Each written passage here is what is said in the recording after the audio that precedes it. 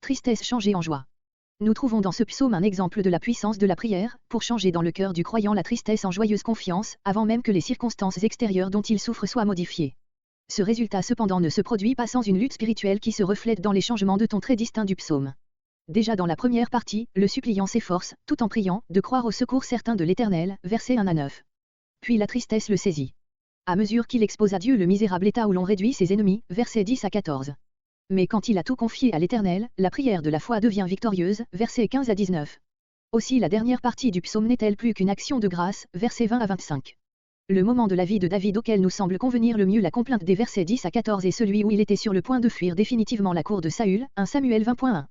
Il y a longtemps déjà qu'il souffre, versets entre 10 et 11, la malveillance à son égard est devenue générale, on le fuit, on complote contre lui, versets 12 à 14, il ne lui reste plus qu'à se jeter seul dans l'inconnu, mais il sait qu'ayant l'Éternel avec lui, il est comme dans une ville forte, verset 22. La dernière parole que le Sauveur prononça sur la croix est tirée de Psaume 31.6. Par ce trait, aussi bien que par son caractère général, ce psaume rappelle le psaume 22. Cependant il en diffère en ce que l'on n'y trouve aucun trait qui ne puisse se rapporter complètement à David et surtout par le sentiment du péché qui s'y fait jour, verset 11. Verset 2. Versets 2 à 9 le persécuté se met sous la protection de l'Éternel. Que je ne sois jamais confus. Voir psaume 25.20, note. Par ta justice. Voir psaume 25.8, note. Verset 3. Un rocher où je me réfugie, hébreu, un rocher de refuge. C'est là ce que furent pour David les rochers du désert de Jude. Verset 4. Car tu es mon rocher. Ce que je cherche, je sais que je le possède en toi. À cause de ton nom. Voir psaume 23.3, note. Verset 5. Mon asile, mes moyens de défense ne résident pas en moi-même, mais uniquement en toi. Verset 6. Je remets mon esprit. Dieu n'est vraiment notre rempart, verset 5, que si nous lui remettons ce qu'il y a de plus intime en nous, cet esprit, qui d'ailleurs est son propre souffle, Genèse 2.7. David remet à Dieu son esprit, pour échapper à la mort. Jésus le lui remet pour être gardé dans la mort même, Luc 23.46. Tu m'as racheté.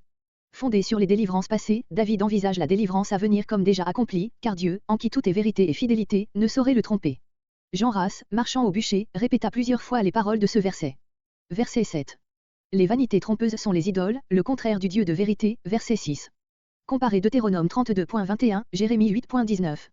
David ne plaint pas, il est ceux qui, connaissant l'Éternel, l'abandonnent pour ce qui n'est que mensonge. Comparez Psaume 26.5. Verset 8. Je veux me réjouir, parce que tu as regardé. Comparez les paroles du Cantique de Marie, Luc 1.47-48. La foi de David s'affermit de plus en plus, il se voit déjà délivré et cheminant sans risquer de faire de faux pas, Psaume 23.3, Psaume 26.12. Verset 10. Verset 10 à 14 tristesse. David n'a pu se réjouir en Dieu qu'en détournant son regard de son triste état. Il y pense de nouveau maintenant, mais c'est après l'avoir envisagé en face en présence de Dieu, que sa foi remportera une victoire complète. Verset 11. À cause de mon péché. Cet aveu montre que quand David en appelle à la justice de Dieu, verset 2, et se dit lui-même juste, verset 19, il ne se fait néanmoins pas d'illusion sur son état devant Dieu. Les accusations de ses ennemis sont fausses, mais l'Éternel a le droit de l'accuser. Verset 12. Un opprobre. Sa cause est tellement décriée que l'on a honte d'avoir été en relation avec lui, que ses amis tremblent d'être confondus avec lui et que ceux qui l'aperçoivent de loin se hâtent de s'éloigner. Verset 13. Un vase au rebut. Comparez 1 Corinthiens 4.13. Verset 14. Car j'ai entendu. Les plaintes des versets entre 12 et 13 ne sont point exagérées, car. Verset 15. Verset 15 à 19 David a déchargé son cœur.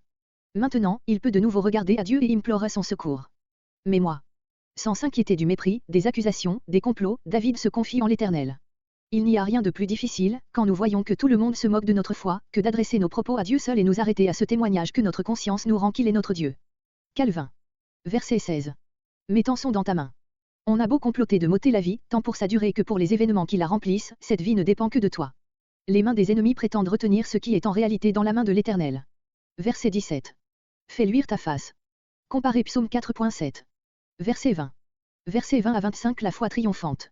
Le psalmiste, comme le chrétien, se réjouit même dans les afflictions, Romains 5.3, car c'est alors que le trésor caché de la bonté de Dieu lui est révélé, en réponse à sa prière. Que tu tiens en réserve, littéralement, que tu as caché sous le voile de l'adversité, pour la déployer au moment opportun et publiquement, à la vue des fils des hommes, envers ceux qui savent croire malgré tout. Toute l'histoire de David est dans ses paroles. Cette bonté de Dieu est la manne cachée dont parle Apocalypse 2.17. Verset 21. Sous la protection de ta face. Quelles machinations peuvent encore nuire, à ceux vers lesquels l'Éternel abaisse sa face avec bienveillance. À couvert, hébreu, dans une retraite couverte. C'est le mot employé Psaume 10.9, pour désigner le fourré épais dont le lion fait sa tanière. Comparez Psaume 27.5. Verset 22. dans une ville forte, qui est la présence même de l'Éternel. Psaume 46.2, Psaume 46.12, Psaume 91.2. Verset 23. Dans ma précipitation, dans la hâte et l'agitation de l'anxiété. Verset 24. Versets entre 24 et 25. L'action de grâce finale et en même temps le psaume entier aboutissent à une exhortation adressée à tous les fidèles. Verset 25. Fortifiez-vous. Ce sont les termes mêmes de l'exhortation adressée par l'Éternel à Josué, Josué 1.6-7, etc.